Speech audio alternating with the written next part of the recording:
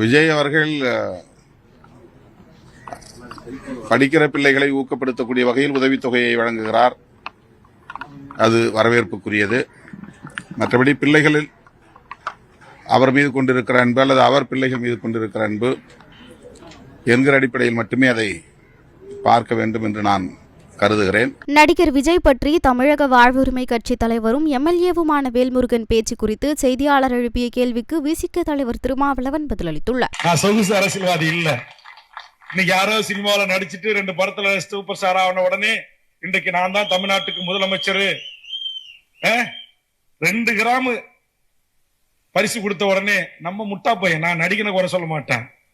1 வயசு பொண்ணை கூட்டு போறான். நாளைக்கு ஒரு 3 மாசம் கழிச்சு +2 முடிச்சு டிகிரி முடிச்சு போய் கல்லூரி பெண்களை கூட்டு போறான். அறிவு வேணாம் தமிழனுக்கு?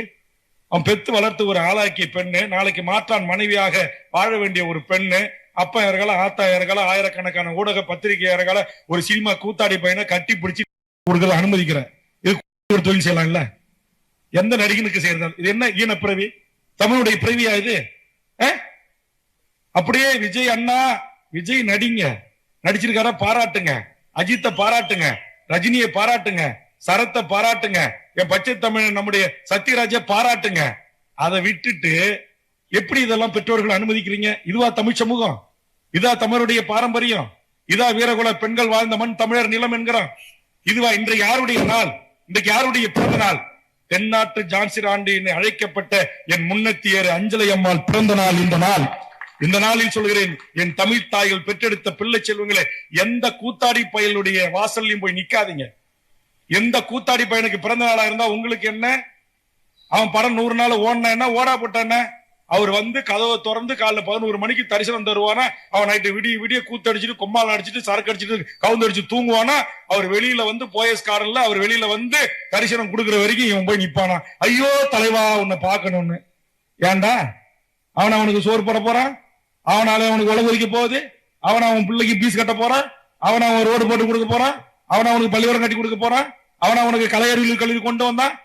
ஒரு மாவட்டத்துக்கு ஒரு மெடிக்கல் காலேஜ் கொண்டு வந்தான்? ஒரு அண்ணா பல்கலைக்கழக மாவட்டத்துக்கு வேணும். ஏழை எளிய தாழ்த்தப்பட்ட பிற்படுத்தப்பட்ட என் இஸ்லாமிய உறவுகளும் கிறிஸ்துவ உறவுகளும் என் தமிழ்ச்சாதி பிள்ளைகளும் படிக்க வேண்டும் என்று பேசினான்.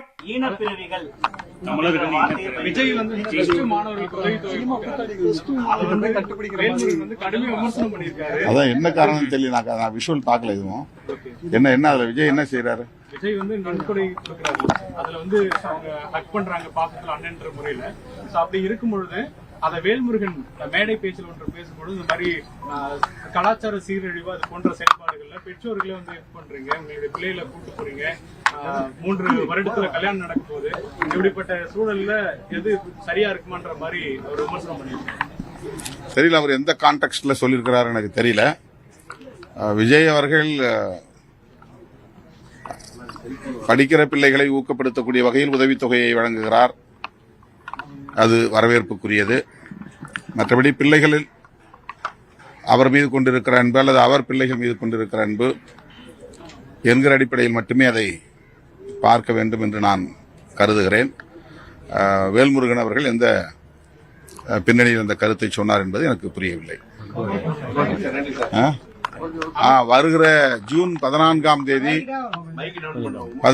தேதி வக்ஃப் திருத்த சட்டத்தை எதிர்த்து மதச்சார்பின்மை காப்போம் பேரணியை திருச்சிராப்பள்ளியிலே நடத்துகிறோம்.